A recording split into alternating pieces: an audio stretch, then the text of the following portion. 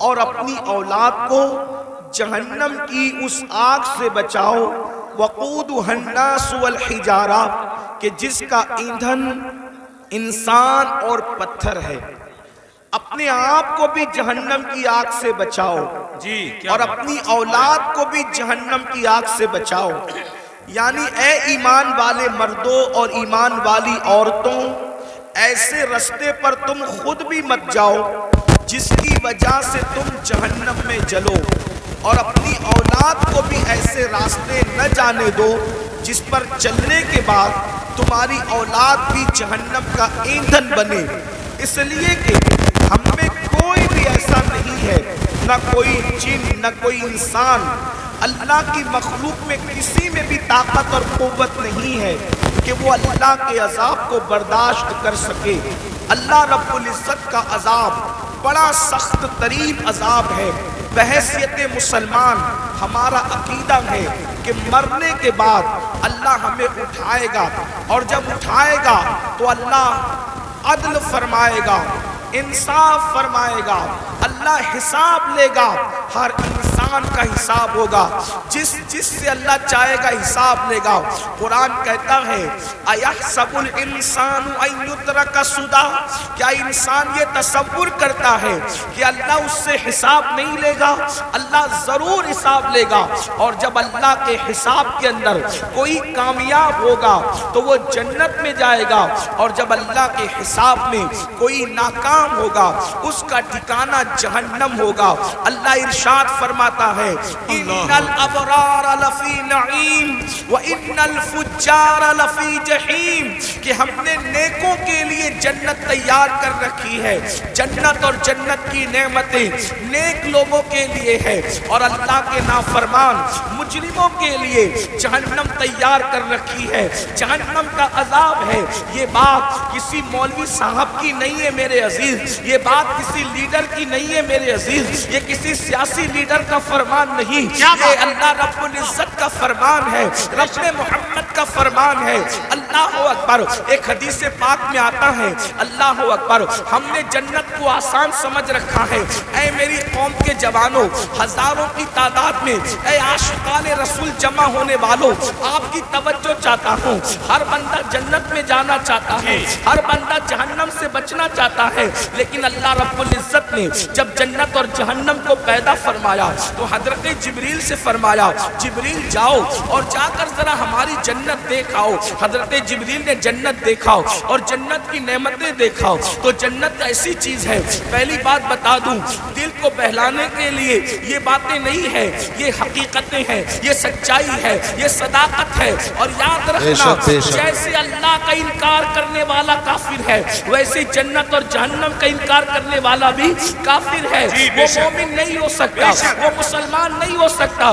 اللہ اکبر۔ تو یاد رکھنا دل کو بہلانے کے لیے یہ علماء کے قصے کہانیاں نہیں ہے، یہ خطیبوں کی من گڑت باتیں نہیں ہیں، بلکہ یہ اللہ کا فرمان ہے کہ جنت حق ہے، جہنم حق ہے۔ حضرت جبریل کو اللہ رب العزت نے فرمایا جبریل جاؤ ہماری بنائی ہوئی جنت دیکھاؤ۔ حضرت جبریل نے جنت کو دیکھا، جنت کی نعمتوں کو دیکھا، اور دیکھنے کے بعد اللہ سے عرض کیا مولا تیری جنت کتنی خوبصورت ہے، تیری جنت کتنی حسین ہے، تیری جنت کتنی جمیل ہے، تیری جنت میں کتنی نعمتیں ہیں۔ مولا جو سنے گا یہ نعمتیں تو ہر بندہ جنت ہی میں داخل ہوگا، ہر بندہ جنت میں جائے گا، مولا ہر بندہ جنت میں جائے گا۔ پھر اللہ نے فرمایا جبریل ذرا جہنم بھی دیکھ لو۔ حضرت جبریل نے جب جہنم کو دیکھا تو جہنم دیکھنے کے بعد اللہ اکبر اس کے جو عذاب دیکھے، اللہ کے عذاب، اور جہاں وہ شدت، وہ تپش، وہ حرارت، وہ ساری چیزیں دیکھی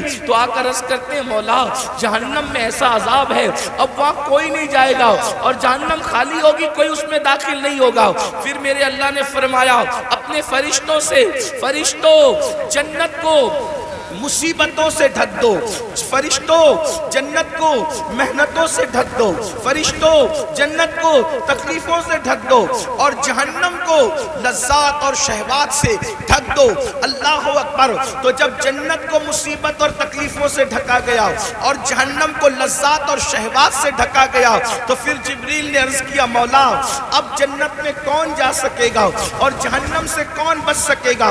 यानी जो रास्ता जन्नत की तरफ जाता है वो मुसीबत वाला है, वो तकलीफ वाला है, और जो रास्ता जहन्नम की तरफ जाता है वो रास्ता लज्जत वाला है, शहवत वाला है, ऐश वाला है, आराम वाला है। जैसे मिसाल के तौर पर अब यहाँ जितने बैठे हुए खड़े हुए लोग पूरी महफिल में शरीक है, मैं तवज्जो चाहता हूँ, राहे जन्नत के मुसाफिर बनना चाहते हो या जहन्नम के रास्ते पे चल रहे हो? खुद अपने आप में डूब कर फैसला कर लो। देखो सर्दी की ठंडी ठंडी रात है, रात का आखिरी पहर है और उसके बाद नरम नरम गद्दों पर आप लेटे हुए हैं, आसमान से शबनम बरस रही है, पूरा माहौल गुलाबी है। ऐसे में मुअज्जिन कहता है अस्सलातु खैरुम मिनन नौम, अस्सलातु खैरुम मिनन नौम। अब जो बंदा मुसीबत उठा करके उस ठंडी के मौसम में, उस ठंडी के माहौल में बिस्तर से उठ करके मस्जिद की तरफ जा रहा है, ठंडे पानी की तकलीफ उठा रहा है, नींद को कुर्बान कर रहा है, उसके लिए जन्नत की बशारत है। और जो नरम नरम बिस्तर पे लेटा हुआ है, जो नरम बिस्तर पर आराम कर रहा है, जो नरम बिस्तर पे सो रहा है, अल्लाह अकबर।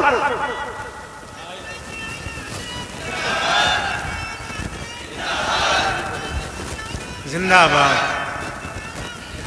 माशाअल्लाह। कोशिश करें कि नारे की बजाय मेरी बात सुन लें, बात ये पूरी हो ज्यादा जाए, देख लेना। आप तवज्जो फरमाएं।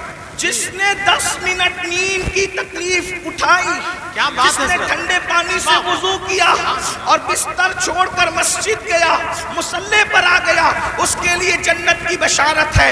याद रखना, अब तवज्जो करें, 10 मिनट की तकलीफ ने हमेशा की तकलीफ से आजाद कर दिया।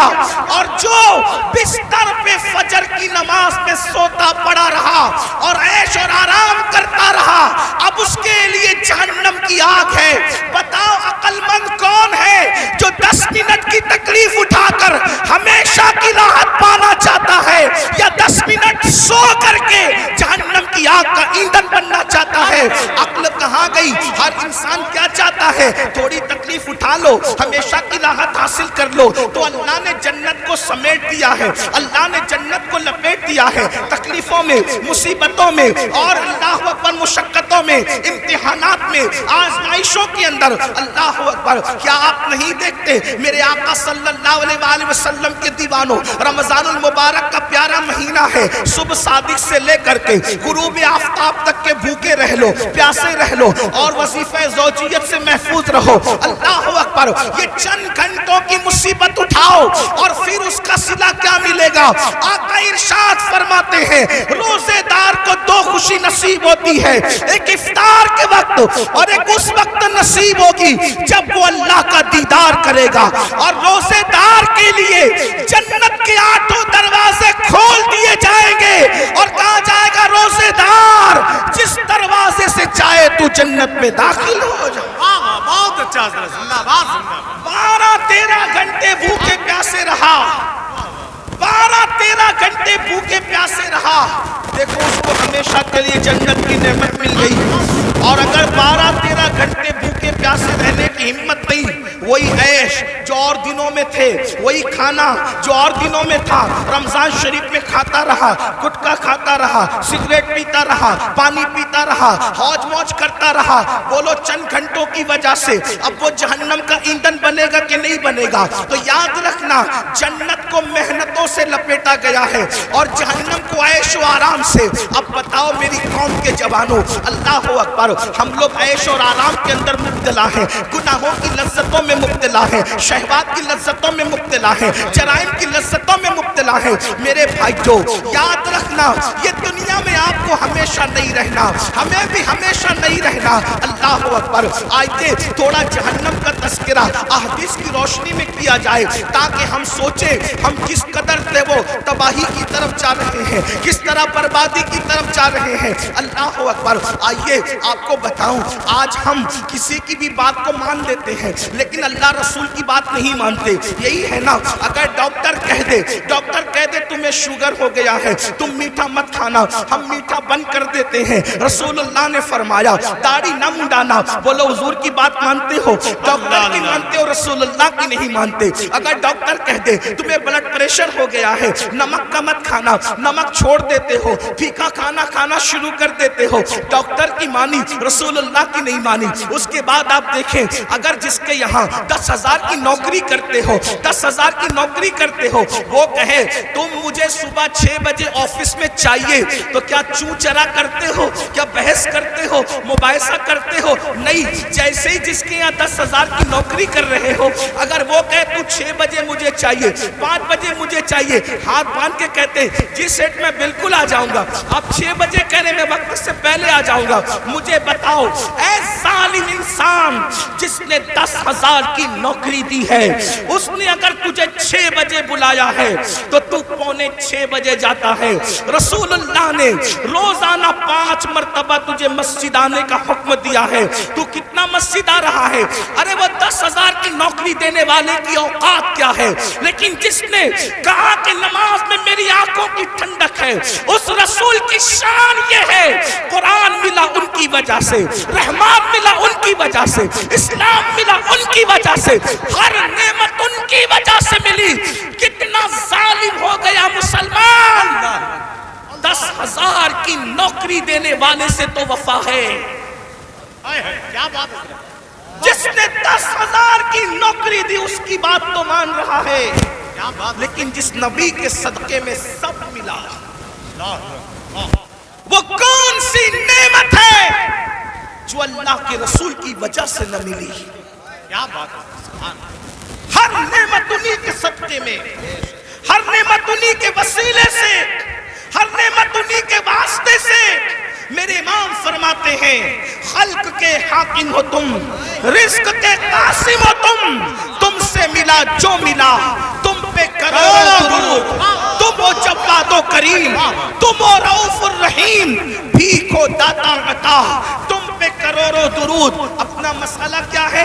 ہم سب کی بات مان رہے ہیں، رب کی نہیں مان رہے ہیں، رب کے رسول کی بات نہیں مان رہے ہیں، سب کے فرما بردار ہیں، اللہ رسول کے فرما بردار نہیں ہیں۔ اب اس کا انجام کیا ہے؟ تھوڑی دیر ایک حدیث سن لے جو صحیح کے اندر موجود ہے، سیاہ ستہ میں ایک حدیث آئی ہے، اس کو دل کے کانوں سے سن لیں۔ اگر اپنا بھلا چاہتے ہو، یاد رکھنا اتنا یقین ہے کہ مرنا ہے، اتنا یقین ہے موت آنی ہے، اتنا یقین ہے اللہ کو منہ دکھانا ہے، اتنا یقین ہے اللہ کی عدالت میں کھڑے ہونا ہے، تو سن لو میری قوم کے جوانوں، تم چاہو تو ماحول بدل سکتا ہے، تم چاہو تو انقلاب آ سکتا ہے، تم چاہو تو تبدیلی آ سکتی ہے۔ اللہ اللہ اکبر۔ آپ اتنے شوق سے سننے کے لیے علماء کو آتے ہو، میرے قوم کے جوانوں، تم ہماری قوم کا سرمایہ ہے۔ جتنی شوق سے سنتے ہو، اگر اتنے ہی شوق سے بدل بھی جاؤ، اتنے ہی شوق سے عمل بھی کر لو، پوری دنیا میں انقلاب آئے گا۔ صرف ہندوستان کا جوان پورے ملک کے انقلاب کے لیے کافی ہے، اور پورا ملک نہیں بلکہ پوری دنیا کے انقلاب کے لیے کافی ہے۔ میرے آقا علیہ السلام کے پیارے دیوانوں، آؤ اگر اپنے آپ سے پیار ہے، اپنے آپ سے محبت ہے، اپنے آپ سے الفت ہے، تو ذرا دھیان سے اپنے نبی کا فرمان سنو، اپنے سچے نبی کا فرمان سنو، اپنے رب کا فرمان سنو۔ اللہ اکبر۔ یہ جو مضمون میں بیان کر رہا ہوں، یہ قرآن مقدس کی آیت مبارکہ میں بھی ہے اور حدیث میں بھی ہے، قرآن حدیث دونوں میں اس کا تذکرہ ہے جو مفہوم پیش کر رہا ہوں۔ اللہ اکبر۔ میرے اور آپ کے آقا خاتم النبیین، قائد المرسلین، سید العالمین محمد الرسول اللہ صلی اللہ علیہ وآلہ وسلم فرماتے ہیں کہ کچھ لوگ ایسے ہوں گے، کچھ لوگ ایسے ہوں گے جن کے چہرے پر جہنم کی آگ برسائی جائے گی۔ سننے سے زیادہ سمجھنے کی کوشش کریں. کیا بات ہے حضرت. واہ. چہرے پر جہنم کی آگ کی برسات ہوگی. جہنم کی آگ برسے گی چہرے پر. تھوڑی دیر سوچو, غور کرو. انسان کے پورے جسم میں سب سے نازک ترین اگر کوئی عضو ہے اس کا چہرہ ہے. اس لیے کہ اس چہرے میں بہت سارے نازک اعضاء ہیں. آنکھ, کان, ہونٹ, زبان, یہ ساری چیزیں. بلکہ یوں کہہ لیں اگر پورا جسم ہو اور چہرہ نہ ہو کچھ نہیں ہے نا. میں نے کہہ دیا کہ بیٹھنے کو جگہ نہیں. اگر آپ چلائیں گے تو بات کیسے ہوگی. دیکھیے آپ میرے صبر کا جتنا چاہے امتحان لے سکتے ہیں. میں آپ سے کبھی ناراض نہیں ہوں گا, نہ غصے میں آؤں گا, لیکن اتنا ضرور ہے کہ یہ محفل پوری دنیا دیکھ رہی ہے. اگر آپ اسی طرح ڈسٹرب کریں گے تو کئی محفلیں ایسی ہوئی ہے کہ جب لوگوں نے چلایا تو محفل ختم کرنی پڑی. اتنے سب لوگ سکون سے سن رہے سی, ادھر 4-6 لوگ چلا رہے بس. اگر میں تقریر یہیں ختم کر کے چلا گیا تو پوری محفل آپ کو بددعا دے گی. اور کوئی بددعا دے یا نہ دے, حضور کی محفل میں اگر آپ گڑبڑ کر رہے ہیں تو حضور نے اگر آپ کو گھور کر دیکھ لیا, توجہ کرنا, اگر آقا نے گھور کے دیکھ لیا تو دنیا اور آخرت سب برباد ہے. اگر آپ کو مجھے دیکھنا ہی تھا تو آپ پہلے آ کر کے آگے بیٹھ جاتے نا. جی ہاں, دیر سے ہم کو بلا رہے تھے. آئیے. اب آپ اگر جائیں وہی رہے میرے بھائی. دیکھیے آپ 2 منٹ میں نے بولا, میری بات, میرے 2 منٹ برباد گئے. ہمیں وقت پہ محفل ختم کرنے, مجھے جانا ہے وقت پہ, فلائٹ پکڑنا ہے, مجھے پہنچنا ہے دلی. جی. آپ جتنا وقت برباد کریں گے گفتگو اتنی کم ہوگی. پھر کہتا ہوں میں آپ سے ناراض نہیں ہوں گا, لیکن اتنے سب لوگ کا نقصان آپ 4 لوگوں کی وجہ سے ہو رہا ہے. نہیں مانیں گے, وہ ظاہر سی بات ہے. جو قوم 2 جملے نہ مانے وہ پوری تقریر پر کیا عمل کرے گی, یہی تو بات ہے نا. ہاں, لیکن بات اتنی ہے کہ میں 4 لوگوں سے مایوس نہیں ہوں, یہ پورا مجمع سن رہا ہے ماشاءاللہ. ایک بار سب درود شریف پڑھنے بلند آواز. اللہم صلی علی سیدنا و مولانا محمد مبارک وسلم. صلاۃ و سلام علیک. ایک بار اور بلند آواز سے درود شریف پڑھنے آپ. عاشقوں کی طرح پورا مجمع پڑھو تو ہزاروں درود کے تحفے پہنچ جائیں. مل کے پڑھیں درود شریف. اللہم صلی علی سیدنا و مولانا محمد معدن الجود والکرم و آلہ و صحبہ و بارک وسلم. صلاۃ و سلام علیک یا رسول اللہ صلی اللہ علیہ وسلم. آپ کی مراد پوری ہو گئی. اب میں گفتگو کر سکتا ہوں, اب میں بات آگے بڑھا سکتا ہوں. ایک بار پھر سب لوگ درود شریف پڑھیں. بیٹھ جاؤ. ایک بار پھر درود شریف پڑھیں بلند آواز. عاشقوں کی طرح سب مل کے پڑھیں. اللہم صلی سیدنا و مولانا محمد معدن الجود والکرم و آلہ و صحبہ و بارک وسلم. صلاۃ و سلام علیک یا رسول اللہ. صلاۃ و سلام علیک یا جد الحسن والحسین. توجہ فرمائیں, حدیث پڑھی جا رہی تھی.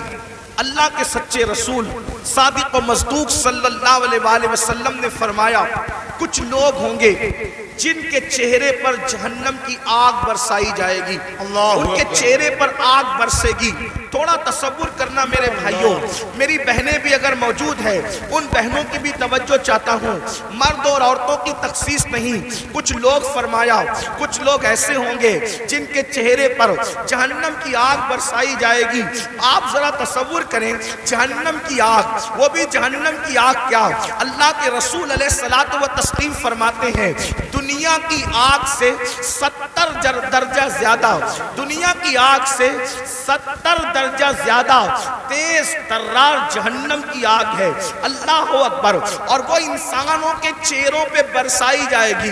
ایک مرتبہ کبھی بائک پر آپ تیز بارش میں بائک چلا کر دیکھنا, ہیلمٹ اگر آپ کے چہرے پہ نہ ہو تو تو آپ تیز بارش میں بائک چلا کے دیکھنا، آپ کو حیرت ہوگی میرے بھائیوں، یہ میرا خود کا تجربہ ہے کہ اگر بارش تیز ہو رہی ہو اور ہم بائک چلا رہے ہوں اور بارش کے تیز قطرے ہمارے منہ پہ پڑتے ہیں تو ہم سے برداشت نہیں ہوتا۔ مسلمانوں ذرا سوچو، جب پانی کے ٹھنڈے ٹھنڈے قطرے ہمارے چہرے پر پڑتے ہیں تو ہم بائک روک دیتے ہیں۔ اللہ اکبر، ذرا سوچو تو صحیح، یہ کوئی کہانی نہیں، قصہ نہیں، یہ سچے نبی کا سچا فرمان۔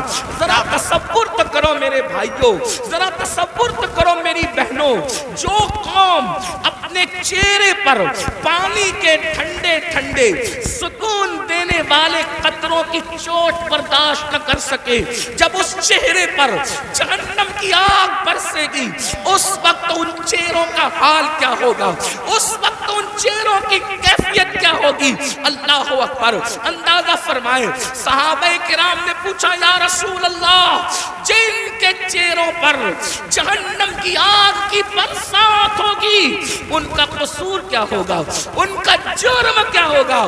میرے آقا نے فرمایا، حدیث پاک کا مفہوم ہے، وہ سب کی بات مانتے ہوں گے لیکن اللہ رسول کی بات نہیں مانتے ہوں گے۔ اب ذرا اس کٹھیرے میں اپنے آپ کو کھڑے کر کے سوچو، کیا ہم وہ لوگ نہیں ہیں جو سب کی مانتے ہیں لیکن اللہ رسول کی بات نہیں مانتے؟ مسلمانوں، اگر ہم اللہ اس کے رسول کی بات مان رہے ہوتے تو آج مسجدیں ویران نہ ہوتی، اگر ہم اللہ رسول کی بات مان رہے ہوتے تو نوجوان لڑکوں کا لڑکیوں کے ساتھ ناجائز تعلقات کا چکر نہ ہوتا۔ بڑی معذرت کے ساتھ ہمیں یہ بات کرنے میں اچھا بھی نہیں لگتا لیکن مجبور ہے، کریں کیا، حالات کتنے بگڑ چکے ہیں۔ 80% نوجوان لڑکے اور لڑکیاں اس بلا کے اندر گرفتار ہے، اس جرم کے اندر گرفتار ہے، اور پھر وہ اس کو گناہ بھی نہیں سمجھتے۔ لا الہ الا اللہ، سوچو تو صحیح، ایک تو گناہ ہے اور اس کو گناہ بھی نہیں سمجھا جاتا۔ بلکہ ایک بات اور عرض کروں معذرت کے ساتھ، دیندار لوگ بھی اس چکر سے نہیں بچ پا رہے اللہ ماشاءاللہ، وہ بھی لوگوں کو دیکھ کر کے، سیریل اور فلمیں دیکھ کر کے، داڑھی تو رکھ لی، ٹوپی تو پہن لی، اچھا کرتا تو پہن لیا، لیکن کوئی حسن سامنے سے ٹکرایا تو پھر دل قابو میں نہ رہا۔ یہ کیوں ہے پتہ ہے؟ دل میں حضور نہیں بسے، اس لیے دل کتوں کی طرح آوارہ پھر رہا ہے۔ اگر اس دل میں حضور بسے ہوتے، یاد رکھنا جملے تلخ و معاف کرنا، کچھ لوگوں کو مجھ سے شکایت ہے کہ کچھ جملے آپ کے بہت تلخ ہو جاتے ہیں، لیکن نشتر جو لگاتا ہے میرے عزیز، نشتر جو لگاتا ہے وہ دشمن نہیں ہوتا۔ اگر میں کوئی خطیب ہوتا، اگر میں کوئی خطیب ہوتا، اگر میں کوئی ادیب ہوتا، اگر کوئی محقق ہوتا تو میں جملے سجا کر کے بولتا، لیکن یہ میری تقریر نہیں، میری خطابت نہیں، یہ میرے دل کی آو فغاں ہے، اور آو فغاں سجا اور سنوار کر کے نہیں نکلتی، بلکہ جب چوٹ لگتی ہے تو پھر انداز کچھ بھی ہو سکتا ہے۔ بتاؤ، رسول اللہ کے ساتھ یہی وفا کا طریقہ ہے، حضور کے ساتھ یہی محبت کا طریقہ ہے، سب کی بات مانتے ہو، حضور کی نہیں مانتے۔ اللہ اکبر، اگر پولیس والے اعلان کر دیں 10 کے بعد مائک نہیں چلے گا، بولو مائک تم بند کرتے ہو کہ نہیں کرتے ہو؟ 10 کے بعد تم گھر سے نہیں نکلو گے، کرفیو لگ گیا، کوئی نکلتا ہے گھر کے باہر؟ حیرت ہے، اچھا کرتے ہو پولیس کی بات سنتے ہو، مجھے اس پہ اعتراض نہیں، لیکن آپ سے پوچھتا ہوں، پولیس کی مانا اپنے نبی کی کب مانو گے؟ ڈاکٹر کی مانا اپنے نبی کی کب مانو گے؟ اگر تمہارا نام پولیس کی ڈائری میں لکھ دیا گیا جیل جانے کا خطرہ ہے تو تمہاری نیندیں اڑ جاتی ہے، اور رسول اللہ نے فرمایا جس نے جان بوجھ کر ایک وقت کی نماز چھوڑ دی اس کا نام جہنم کے دروازے پہ لکھ دیا جاتا ہے۔ پولیس کے رجسٹر میں نام آئے تو تمہاری نیند اڑ جاتی ہے، جبکہ کوئی بھاری بھرکم آدمی لے جاؤ تو نام کٹ سکتا ہے، رشوت دے دو تو نام کٹ سکتا ہے، دباؤ لاؤ تو نام کٹ سکتا ہے، لیکن اللہ اکبر، جہنم کے دروازے پہ لکھا ہوا نام کوئی کارپوریٹر کٹوا سکتا ہے، کوئی عالم کٹوا سکتا ہے، کوئی رشوت کٹوا سکتی ہے۔ کون سے مسلمان ہو، تمہیں تو نیند بھی نہیں آنی چاہیے کہ ہمارا کیا ہوگا، ہمارا حشر کیا ہوگا، کہ ہمارا نام روزانہ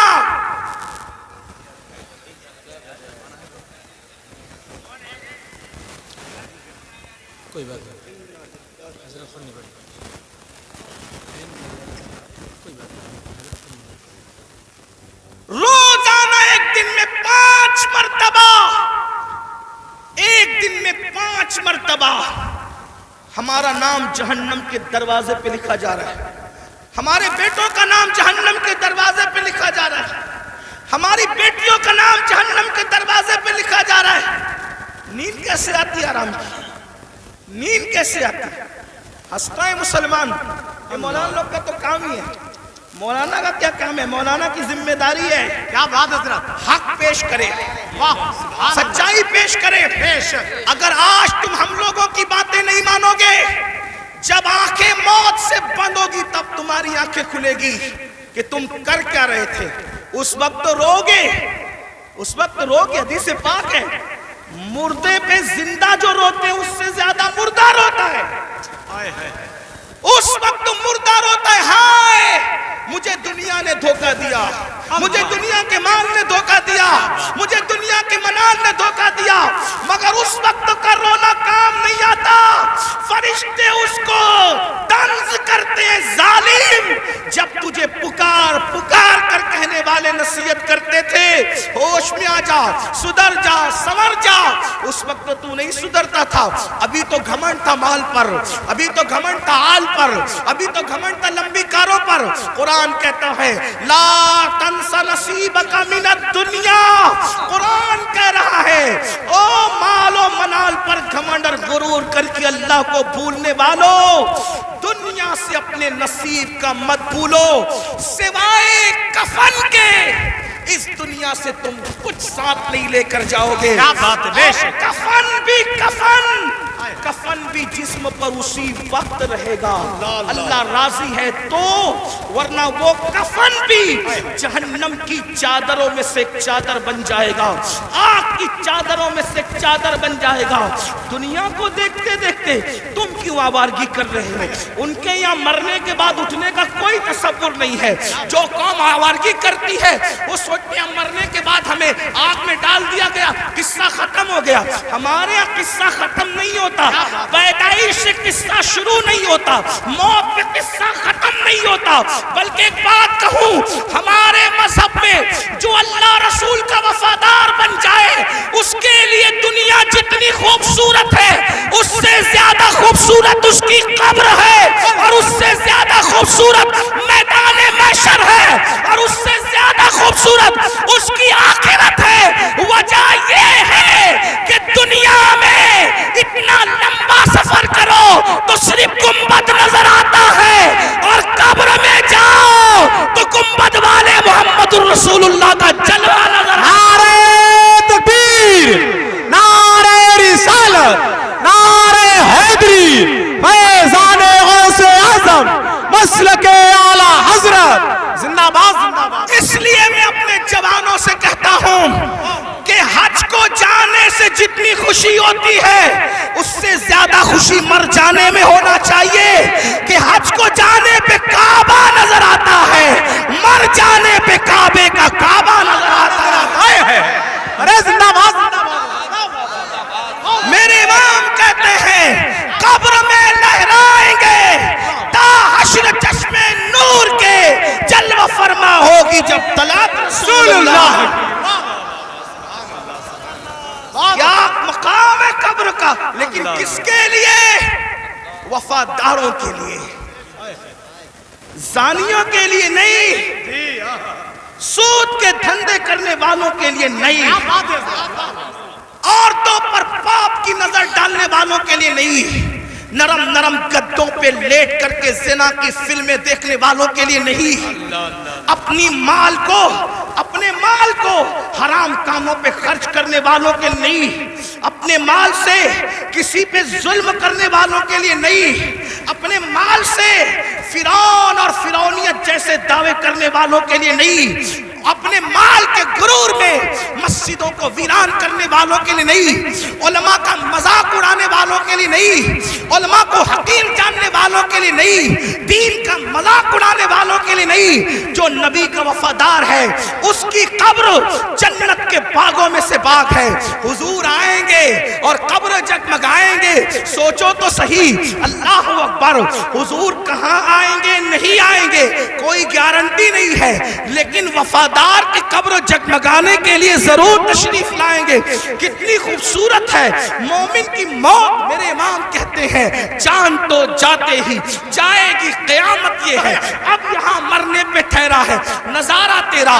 تو عرض یہ کر رہا تھا ان کے چہروں پر آگ کی برسات ہوگی جو سب کی سنتے تھے اللہ رسول کی نہیں سنتے تھے. بتاؤ مسجدیں آباد کرنے کا حکم کس کا ہے؟ اللہ اس کے رسول کا حکم ہے. سود سے حرام سے بچنے کا حکم کس کا ہے؟ اللہ رسول کا ہے. آج سود کتنی تیزی سے بڑھ رہا ہے, بیاج کتنی تیزی سے مسلمانوں میں بڑھ رہا ہے. بڑی معذرت کے ساتھ اتنا لے لو اتنا بھرتے رہو, اتنا لے لو اتنا ہفتے دیتے رہو. مسلمانوں یاد رکھنا مال ہی سب کچھ ہے, دولت ہی سب کچھ ہے. سوچو تو صحیح, حلال کمانے والے دنیا سے گئے, ساتھ میں کیا لے کر گئے؟ عبد الرحمن ابن عوف, سیدنا عبد الرحمن ابن عوف صحابی رسول ہے اور کوئی معمولی صحابی نہیں, عشرہ مبشرہ میں سے ہے.